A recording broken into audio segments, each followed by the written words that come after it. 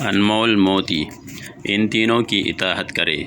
اللہ جل شانہ، رسول اللہ صلی اللہ علیہ وسلم، باشرہ حاکم، ان تینوں کا احترام کرے۔ والدین، علماء کرام، استاد، ان تینوں سے پرہیز کرے۔ شرک، بدعت، نفاق، ان تینوں کو پاک رکھے۔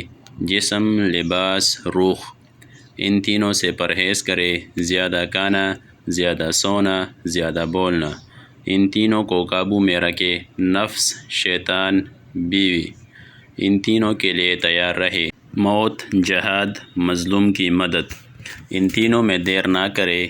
نماز، جنازہ کی تدفین، بالغ عورت کا نکاح، ان تینوں کو جائز استعمال کرے۔ نگاہ، زبان، ہاتھ، ان تینوں کو ٹھیک رکھے۔ بول، تول اور قول، ان تینوں میں اپنے آپ کو مشغول رکھے۔ قرآن پاک کی تلاوت، ذکر اور خدمت۔